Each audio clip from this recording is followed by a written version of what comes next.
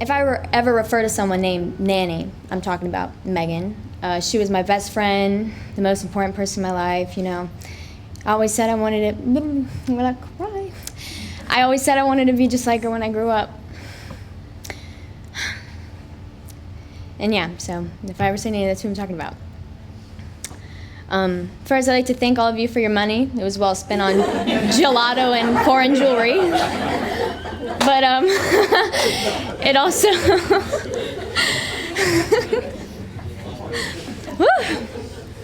yeah, the ice cream was really good. You should go.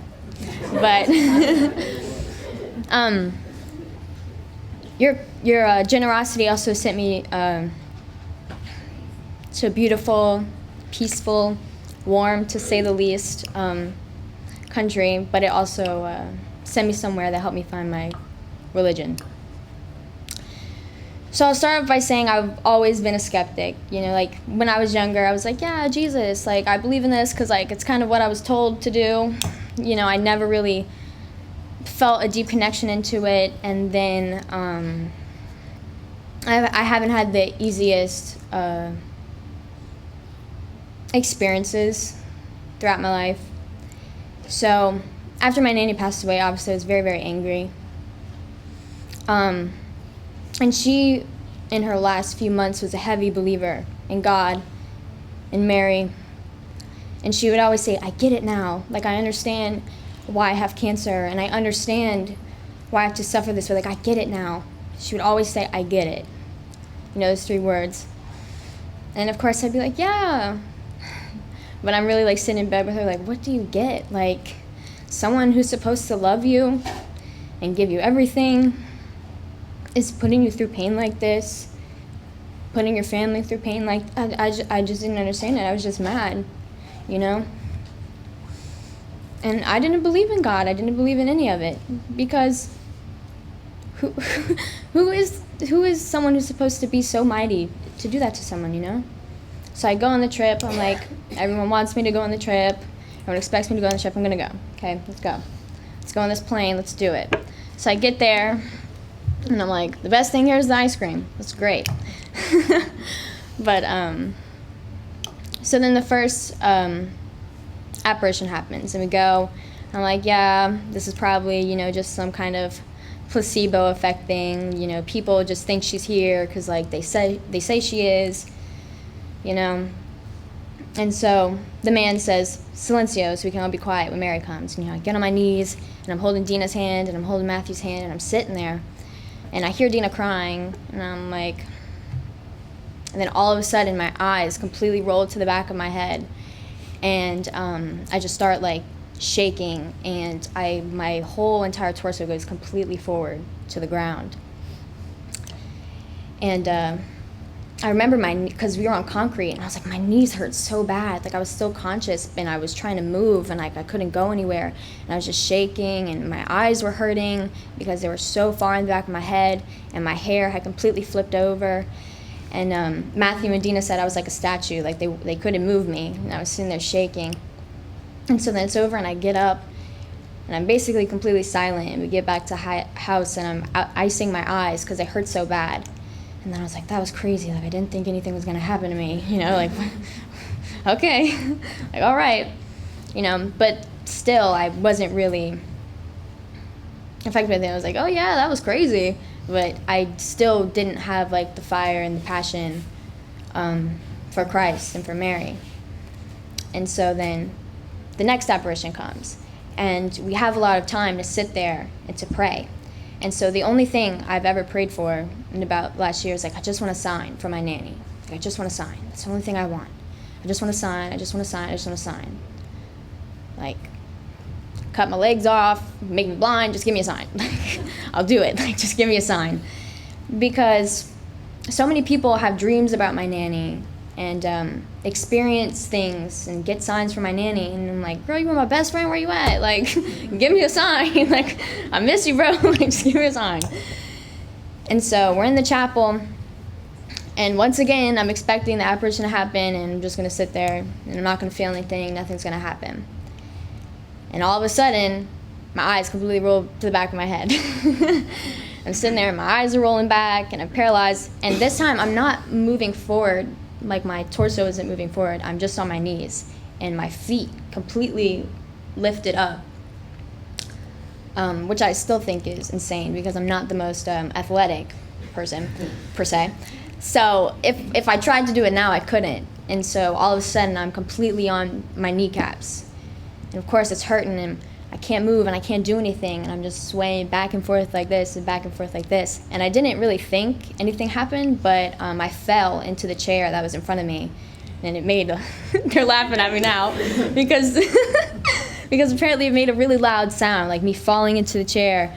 And it's just a crazy, surreal experience because it's like, obviously my knees are in so much pain, my eyes are in so much pain, but it's like, it's almost like I don't want it to stop. Like I kind of want to be in this place with our mother forever. And then once again I wake up and I'm still, like, yeah, Jesus, Mary, she showed up, I guess, it's whatever.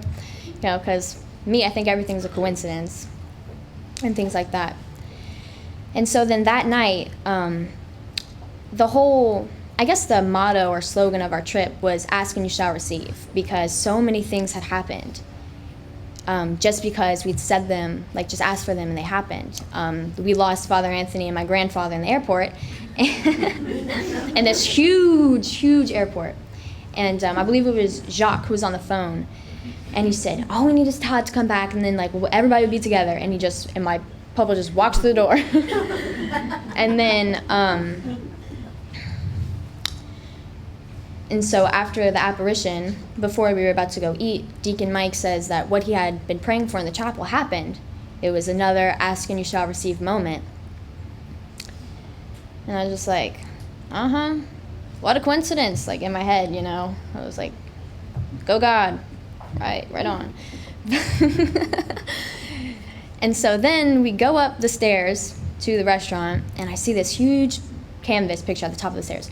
And it says, I love you on it, like written in handwriting. And for some reason, like I was just like I felt so heavy, like something had just hit me. And I was like, my nanny put that there.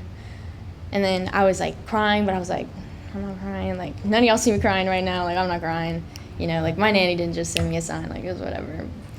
And so we go to eat, and I kind of just let it go. And I'm like, yeah, so it's a coincidence again. And so before that, I saw a purse in a store window, and I was like, Jude, do you want to go downstairs and we could go like get this purse I wanted, because we had finished eating? And he was like, yeah, sure. So we go downstairs and go into the store. I buy the purse, and for some reason, like I just want to stay in the store and hang out in there. And it's a store with a bunch of fur coats. So obviously I wasn't staying there to buy anything else, because it's about hot as Hades in Medjugorje. I didn't need a fur coat. And so all the way in the back of the store, there's all the fur coats are like a dark black brown color, and there's this one and it's white and it has zebra stripes on it. I'm like, that is so crazy. Like, Jude, come look at this coat, because my nanny had a robe that had the exact same print on it. I was like, Jude, isn't that wild? Like, my nanny used to wear a robe that looked exactly like that. And I take 2 steps backwards and I look to my left, and in the bathroom, the toilet seat cover is this huge picture of a ladybug.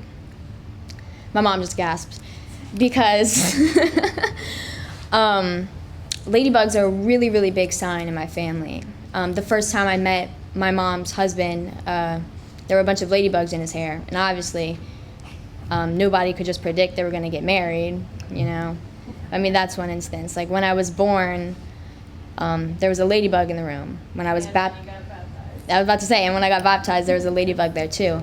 And so ladybugs have always just been like a very huge indicator of either a presence or something good that's about to come. And Jude could tell you now, he always tells me, the look on your face when you saw that. I was freaking out. And then, but it gets even better. So then, about an hour passes by, I'm still shaken up. I go to the room to tell Dina about it. I am an energetic person, but I'm not a crier, okay? But the level of shock, amazement, I'm literally screaming and just crying. I'm like, this is so crazy.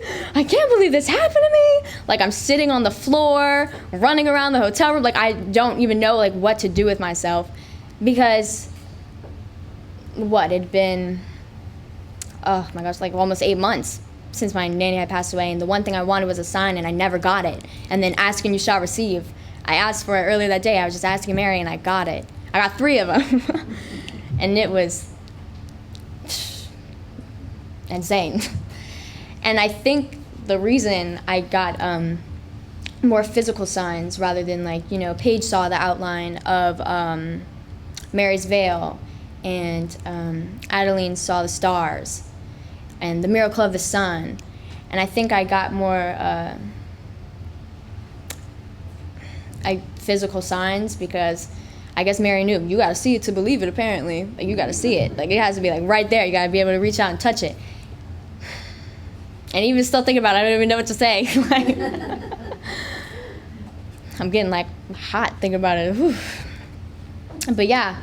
And so then I finally get over it that night. I'm shockingly able to go to sleep. And I wake up and I go downstairs and I see Paige sitting on the sofa, and I'm like, I believe in Jesus.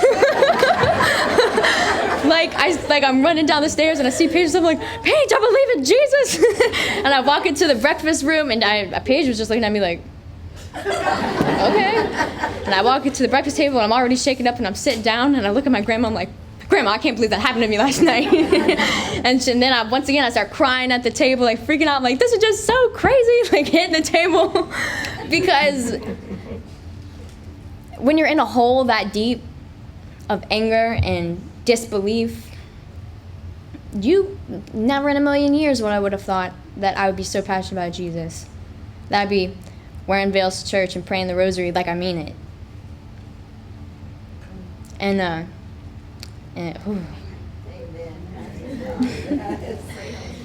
And so then after that, like, I just wanted to have so much more education about religion, because obviously, you know the Bible stories that you learn when you're younger, but I wanted to know why.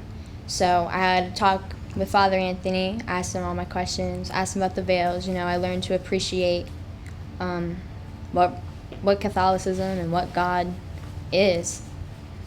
And then after that, I went up to Mariana because she serves us food, like she serves us our meals. So I went up to her and I was like, Mariana, I just want to thank you because, your kindness and when you bring people here, you show them something, and you saved my nanny's life. She read your book and her life was completely changed. And that's the complete reason that I'm here. I came for my nanny. Not because, I wanted to find God, not because I wanted to see Mary, but because, my nanny wanted me to come, and so I came. And it's all because of you, and now I believe. Literally yesterday, I was a non-believer, I didn't think any of this stuff was real. And then she goes, now I cry. And she's holding my shoulders like this, and she goes, now I cry. And she gave me like a huge, huge hug, and she was like, this is so important to me because young people like you need to believe because you're the future of our religion and you are the future of our world, And so now you have to spread your message and do everything. It's never did I think I would even have the guts to speak to Mariana, but now I'm making this woman cry.